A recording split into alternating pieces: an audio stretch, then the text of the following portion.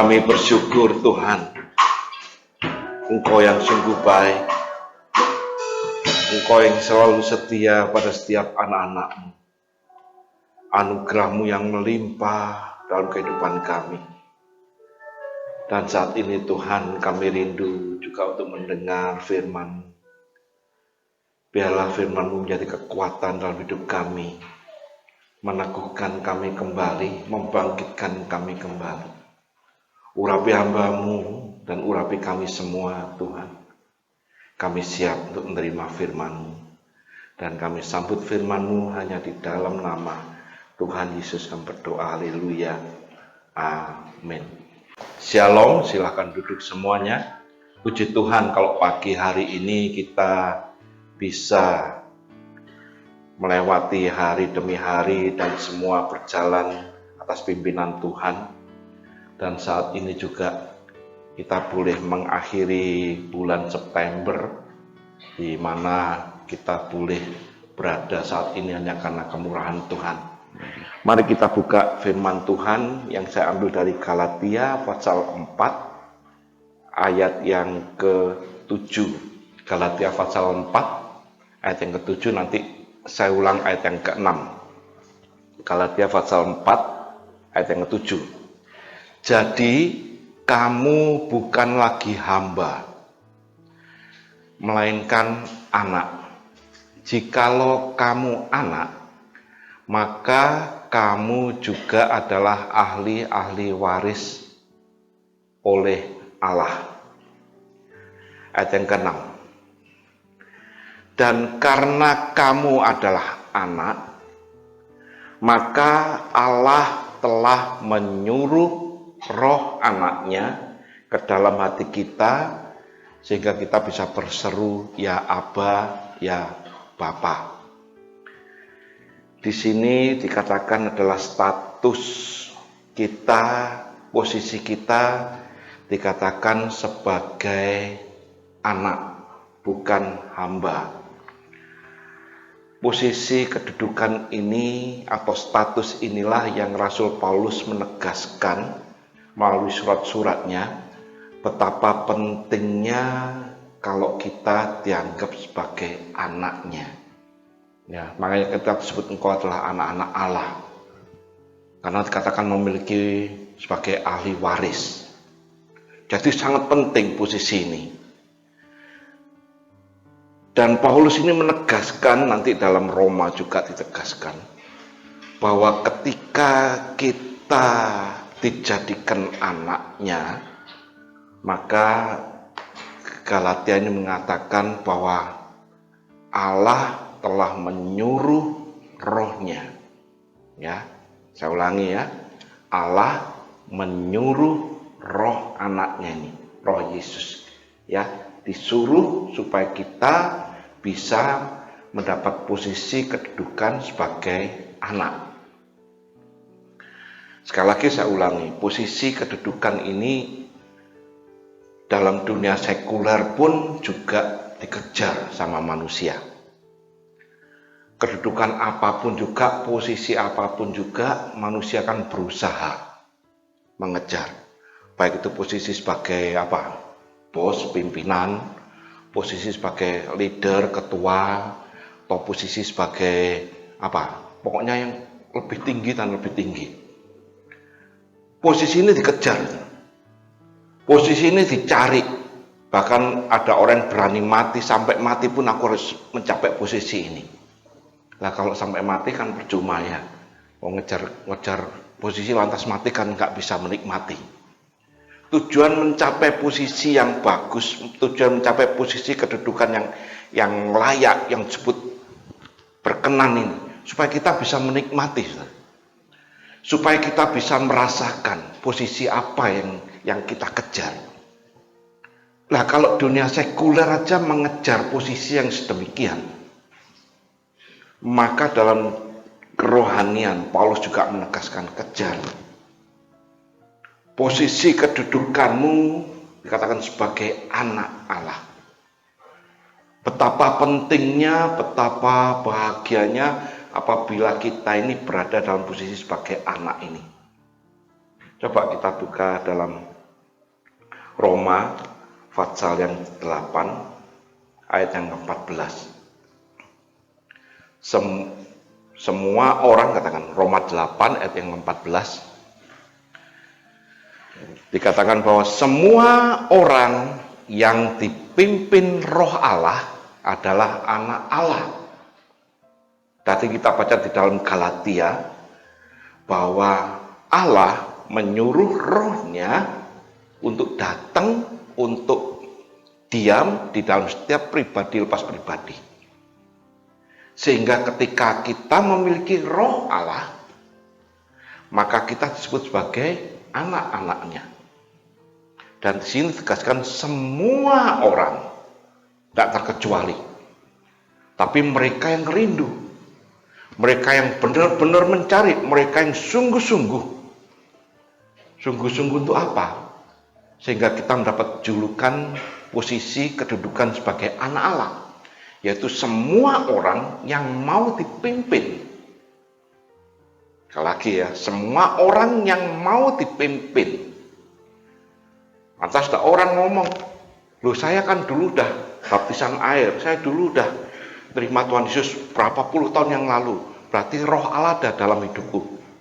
Ya ada, tapi permasalahannya apakah orang tersebut mau dipimpin apa enggak? Mau dituntun apa enggak? Mau dibimbing apa enggak? Kalau nggak mau dibimbing ya cuman cap-capan aja, saudara. Aku orang Kristen, tapi nggak mau dipimpin. Maka kehidupannya nggak bisa disalahkan bahwa mereka melakukan kesalahan kejahatan yang di luar. Karena nggak mau dipimpin, maka mereka bisa dikatakan dulu bukan anak Allah. Karena kehidupannya beda. Tapi ayat ini mengatakan semua orang yang sudah menerima roh yang Allah ngirim, yang Allah suruh, katakan tadi Galatia. Allah menyuruh roh anaknya untuk diam dalam hati setiap pribadi lepas pribadi. Untuk apa? Untuk memimpin kita ini, memimpin semua. Untuk membawa kita. Maka engkau boleh disebutkan sebagai anak-anak Allah. Maka tema tahunan kita juga sama. Ibrani 12 ayat 2. Turn your eyes upon Jesus living victorious. Kalau kita baca dalam bahasa Indonesianya, maka ketika kita melainkan pandangan kita terus kepada Yesus dan kita dipimpin, kita dibawa, kita dituntut supaya apa? Kehidupanmu sama seperti anak-anak Allah ini. Nah, Paulus menegaskan betapa pentingnya semua orang, sekali lagi, tidak terbatas, semua orang diberi kesempatan. Semua orang mendapatkan kesempatan untuk menerima julukan, status, posisi anak-anak Allah. Lantas apa istimewanya sebagai anak-anak Allah? Dan apa istimewanya ketika roh ini ada dalam hidup kita? Roma 8 ayat yang ke-15. Roma 8 15. Sebab kamu tidak menerima roh perbudakan yang membuat kamu menjadi takut lagi. Tetapi kamu telah menerima roh yang menjadikan kamu anak Allah. Oleh roh itu kita bisa berseru ya Aba, ya Bapa. Sekali lagi kalau di dalam Galatia, Allah menyuruh rohnya. Di sini katakan engkau yang telah menerima roh yang menjadikan engkau anak Allah. Penting. Paulus menegaskan posisi ini.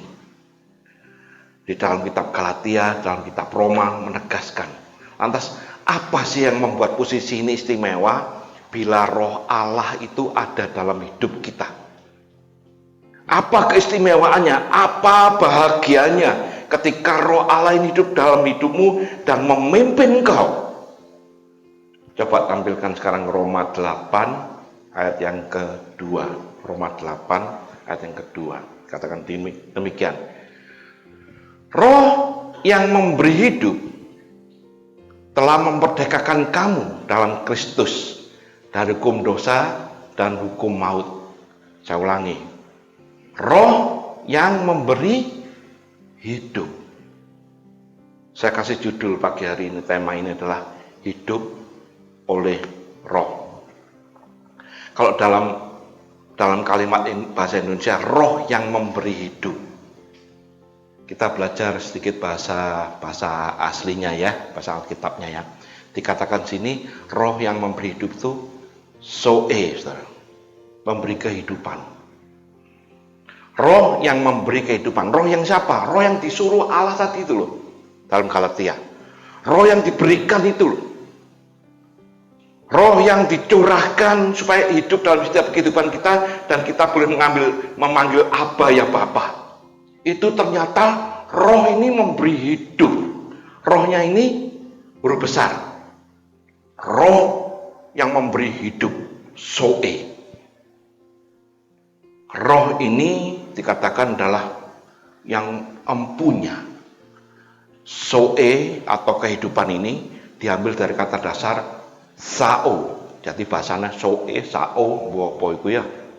Jadi zoe ini kehidupan berasal dari sao. Sao inilah yang memberi, yang menyuruh, the living one. Allah yang sumber kehidupan ini menyuruh untuk kita memperoleh hidup. Supaya kita bisa menikmati yang namanya ini. Roh itu memberi hidup. Lantas hidup-hidup yang bagaimana? Ada orang mengatakan hidup itu mempunyai 3 pengertian, yaitu bergerak, ada, dan hidup. Kehidupan itu menyatakan demikian. Tapi yang namanya bergerak, ada, atau kehidupan ini, dunia pun juga bisa menciptakan. Tapi bukan kehidupan yang dimaksud dalam ayat ini. Saya kasih contoh, dunia bisa menciptakan. Saudara pernah melihat robot, manusia robot. Kalau dalam dunia ilmu pengetahuan, saintis Jepang, Cina, Amerika, segala sudah menciptakan manusia robot. Mereka bisa bergerak dan mereka ada, dan mereka bisa melakukan komunikasi hidup. Bahkan satu saat saya mendapatkan WA kiriman dari teman, di situ ada videonya, clipping bahwa musim pandemi ini, COVID ini, di Cina, di Jepang, mereka menciptakan robot yang modelnya udah manusia, persis seperti manusia. Jadi ketika mereka melayani orang-orang yang sakit ini, suster, perawat, dokter udah mulai, waktu dulu ya, itu udah mulai khawatir, nggak boleh berhadapan langsung dengan manusia yang kena sakit ini. Maka dibikin robot ini. Robot ini bisa bergerak, bawa nampan, ngasih minum, kasih obat, bisa ngomong. Lah, ini bukan yang dimaksud dalam Roma ini. Mereka bisa menciptakan kehidupan yang secara nyata kita bilang, oh ini hidup. Tapi yang dimaksud adalah zoe ini, kehidupan ini bisa berbicara tentang hal yang kekal. Memberikan hidup yang kekal. Dan roh yang Allah suruh untuk diam di dalam setiap hati manusia. Itu supaya kita bisa menikmati kehidupan ini. Sekali lagi, zoe berasal dari kata sao, sumbernya. Sao itu sumbernya. Dan kita zoe, mengalami kehidupan. Dan orang yang memperoleh kehidupan ini, memperoleh roh ini, dikatakan sisopoio. Bahasanya angel meneh. Ya, tak jelaskan. Sisopoio itu dari 3 kata. Sin, sao, dan poio. Sin ini berbicara tentang berada di sampingnya. Sao berbicara tentang sang empunya. Poio adalah supaya kita bisa menghasilkan, bisa menikmati, bisa merasakan. Jadi orang-orang yang menerima zoe dari sao, orang-orang yang memperoleh roh dari yang empunya, maka mereka bisa menikmati, bisa merasakan, bisa berada bersama dengan Dia, di sampingnya. Ngerti ya? Jadi orang yang memiliki roh ini dibuatnya bersama dengan the living one. Orang yang menerima roh yang disuruh oleh Allah ini supaya berada di samping Dia, bersama-sama dengan Dia. Ini yang Rasul Paulus tegaskan, supaya kita mengejar posisi sebagai anak-anak Allah yang mau dipimpin oleh roh yang sudah disuruh oleh Allah. Keistimewaannya apa? Apabila orang tersebut bisa bersama-sama dengan Dia karena roh itu ada. Roh yang dikirim itu ada dalam hidup kita. Yang pertama, Roma 8, kembali Roma 8 ayat yang kedua. Roh yang memberi hidup telah memerdekakan kamu dalam Kristus dari hukum dosa dan hukum maut. Jadi roh yang diberikan kehidupan ini yang pertama adalah supaya bisa memerdekakan saudara dan saya, baik secara jiwa maupun jasmani, bisa memberikan kemenangan. Dan ayat yang ke-15 dikatakan engkau tidak takut lagi. Roh yang ada dalam hidupmu, roh Allah yang ada ini dikatakan memberi hidup ini supaya kita ini tidak takut, supaya kita mendapatkan kemenangan, memperoleh power from above. Kita memperoleh kekuatan yang daripada atas ini. Dikatakan memberi hidup ini. Ya. Ambil contoh dalam Yohanes pasal 4. Mungkin kita lihat aja Yohanes pasal 4 ayat yang 46. Yohanes pasal 4 ayat 46 sampai 53. Saya bacakan ayat 47 aja. 47. Yohanes 4:47. Ketika ia mendengar, ia ini adalah pegawai istana di mana anaknya sedang sakit dan hampir mati. Ketika ia mendengar bahwa Yesus telah datang dari Yudea ke Galilea, pergilah ia kepadanya lalu meminta supaya ia datang dan menyembuhkan anaknya, sebab anaknya itu hampir mati. Jadi ceritanya adalah ketika Yesus setelah dalam perjalanan lantas kembali lagi ke Kana, dan dalam perjalanan ketemu sama pegawai istana ini, di mana anaknya sakit dan boleh dikatakan hampir mati. Lantas dia meminta supaya Yesus melakukan sesuatu. Dan Yesus hanya berkata demikian di dalam ayat yang ke-50. Kata Yesus kepadanya, pergilah, anakmu hidup. Disebutkan lagi, hidup. Yang berkata adalah Saul, yang empunya kehidupan ini, yang masternya, the living one, berkata, jangan khawatir, pergilah, aku memberi hidup padamu. Yang mempunyai ini mengirim, menyuruh supaya anak ini juga hidup. Dikatakan hampir mati. Kita melihat dalam kehidupan kita sekarang. Maka dikatakan kau bersuka cita, kau bahagia bila kau memiliki roh Allah yang dalam hidupmu dan roh itu memimpin hidupmu. Maka dikatakan kau memperoleh kehidupan, kau memperoleh kemenangan.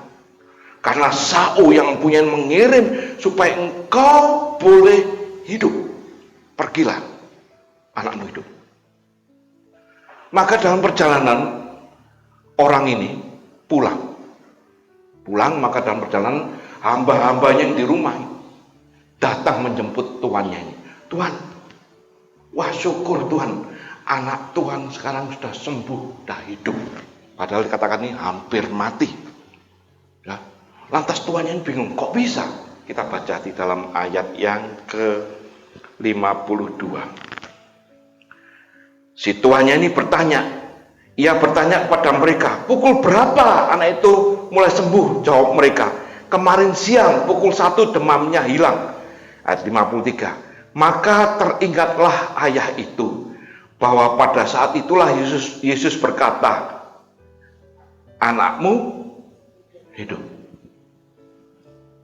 Roh yang memberi hidup, tadi di dalam ayat yang kedua, memerdekakan, memberikan kemenangan, ada power yang disalurkan sehingga anak ini memperoleh, orang tua ini had the power for life, memperoleh kuasa untuk hidup.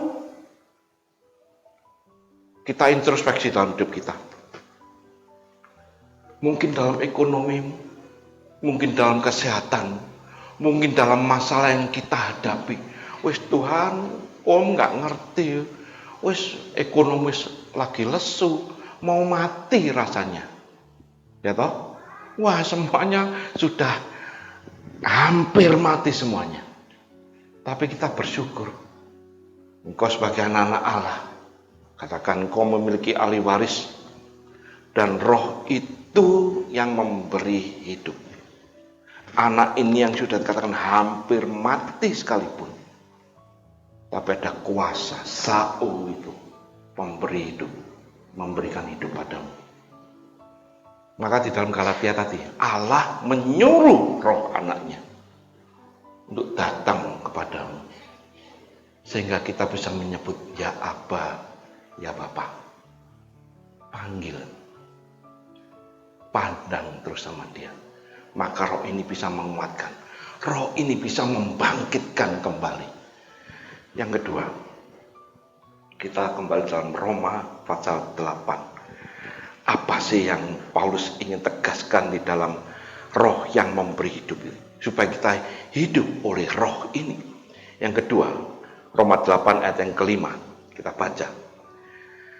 Sebab mereka yang hidup menurut daging memikirkan hal-hal yang dari daging. Mereka yang hidup menurut roh memikirkan hal-hal yang dari roh. Memikirkan hal-hal yang dari roh. Mereka yang hidup dalam daging memikirkan hal-hal yang dari daging. Dengan kata lain, mereka yang memikirkan hal-hal yang daging ini, mereka yang tidak mau atau belum mau dipimpin oleh roh yang ada dalam hidupmu. Saya ulangi, mereka yang hidup menurut daging, mereka yang memikirkan hal-hal yang daging, adalah mereka yang masih tidak mau dipimpin, masih tidak mau dibimbing dengan roh Allah yang ada dalam hidupmu. Maka mereka memikirkan daging.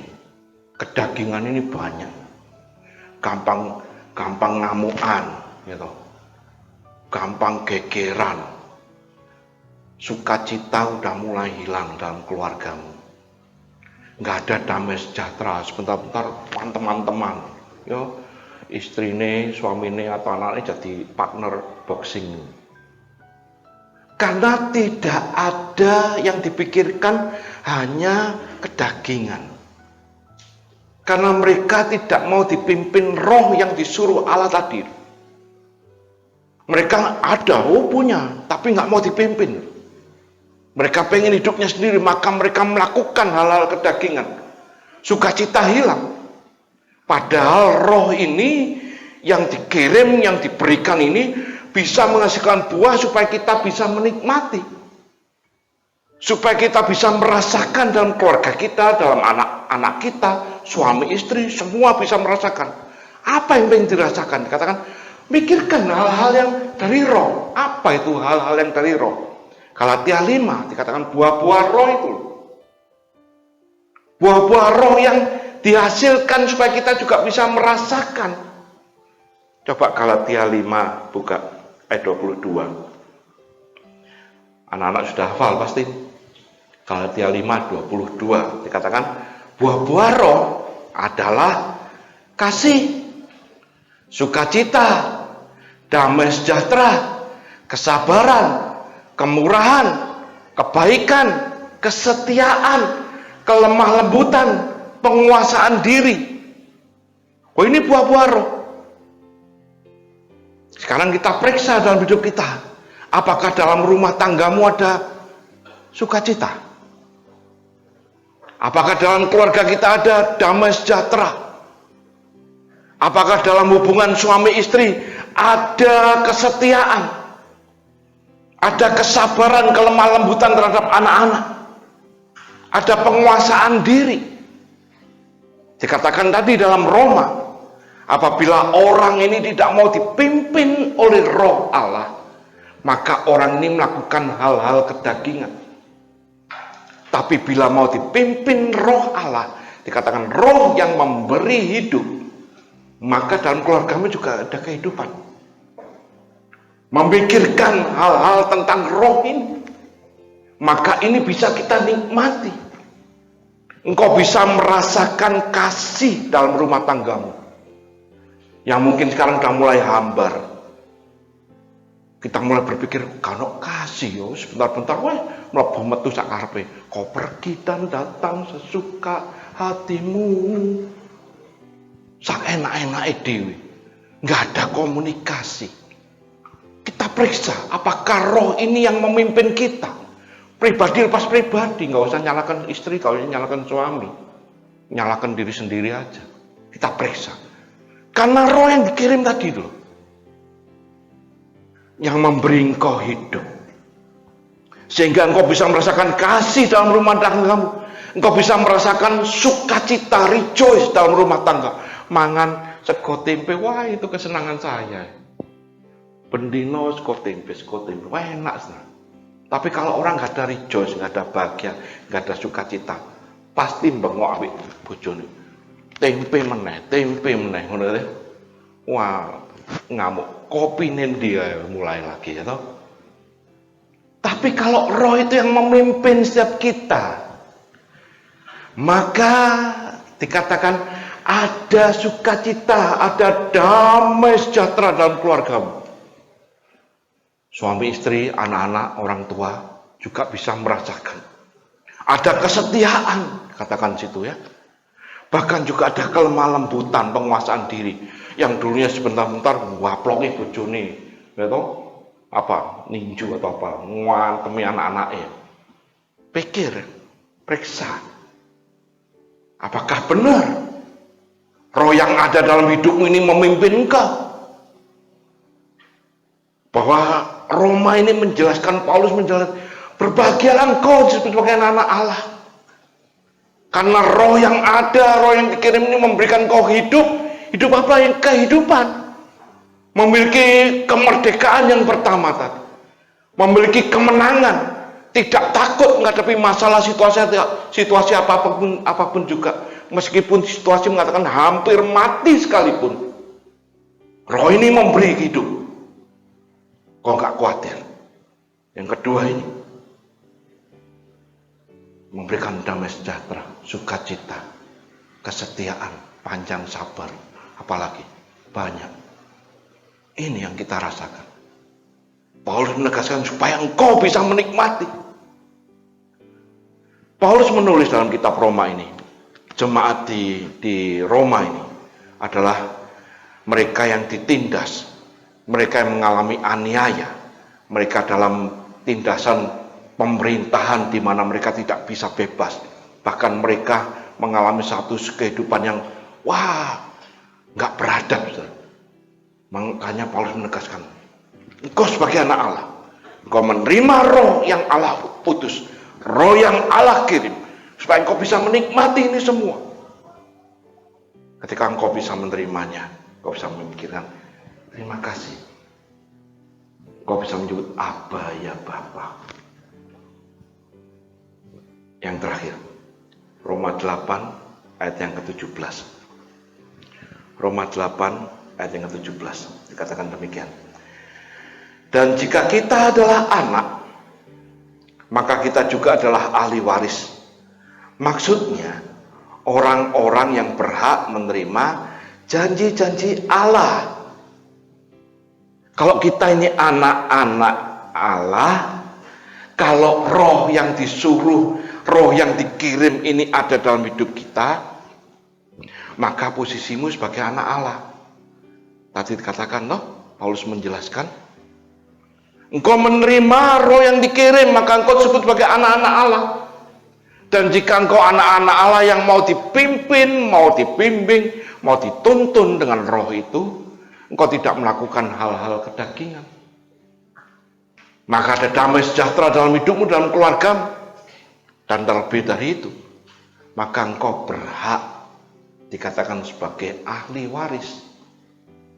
Maksudnya orang yang berhak menerima janji Allah.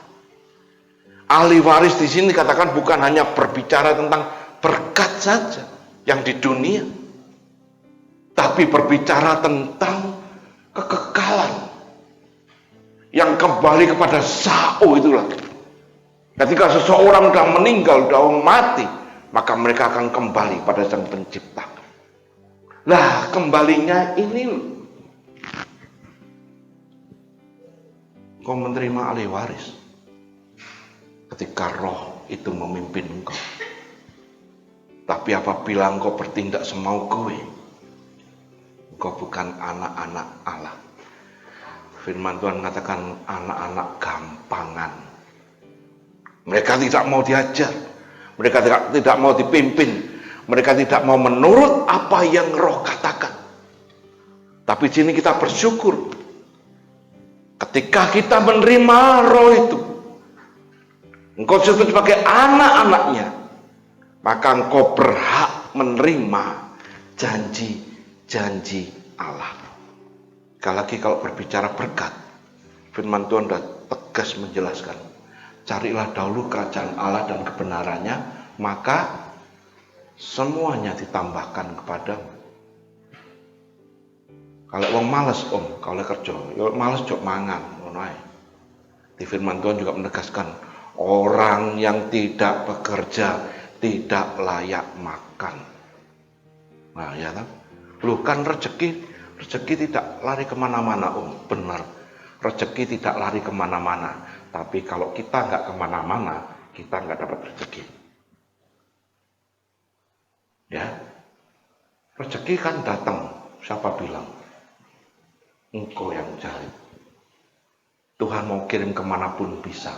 Makanya kalau kita berdoa, Tuhan buka jalan, tak buka. Kamu yang usaha, kamu yang bekerja. Berkat tidak lari kemana-mana, tapi engkau harus kemana-mana cari berkat. Saya kasih contoh beberapa minggu yang lalu kan tentang Elia toh. Berkat tidak lari kemana-mana. Iya, Tuhan kirim berkat melalui burung gagak. Tapi Elia harus nurut, harus mengejar di mana posisi berkat ini Tuhan taruh. Kalau Elia tidak mengejar, dia tidak mendapatkan berkat. Nah, berbicara tentang hal ini dalam ayat ini, engkau sebagai anak, engkau memiliki ahli waris, berhak memiliki janji-janji Allah. Ini yang Paulus maksudkan, yang Paulus ungkapkan dalam Roma 8, supaya kita hidup oleh roh. Ada kemenangan, kemerdekaan penuh, tidak takut. Kematian dalam segala hal yang menakutkan. Bila kita hidup oleh roh, dia, Sao itu, the living one, sanggup menghidupkan, sanggup memulihkan, sanggup mengembalikan kembali. Kau diberikan kekuatan, you have power. Hidup oleh roh, kita bisa menikmati kasih yang sudah mulai hilang dalam rumah tangga. Bisa merasakan sukacita kembali, damai sejahtera, rejoice dalam keluargamu. Bisa terjadi kesetiaan kembali, lemah lembut terhadap suami istri. Penguasaan diri, gak gampang gegeran, gak gampang tengkar.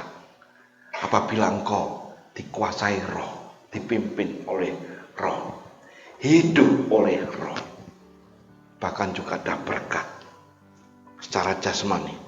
Terlebih lagi berkat kehidupan kekal. Ini yang Paulus tegaskan.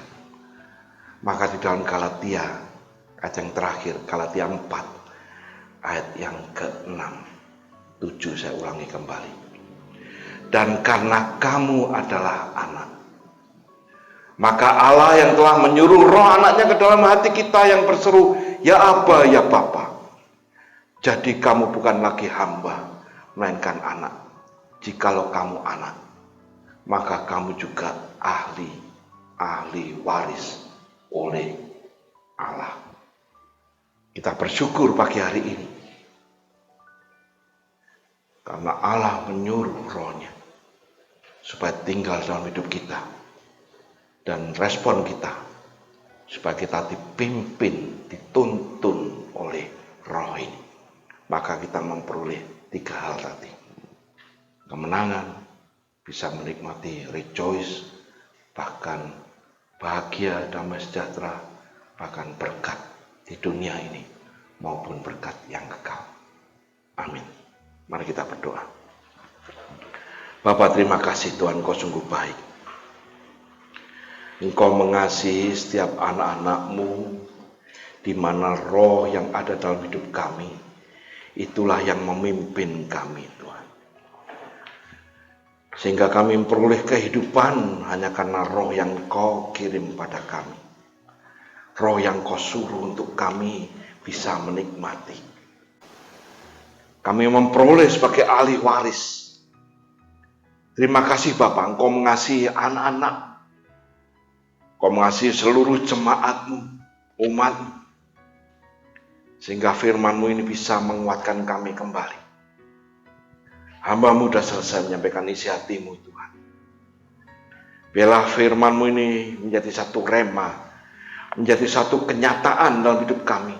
Dan kami mau melakukan sungguh-sungguh.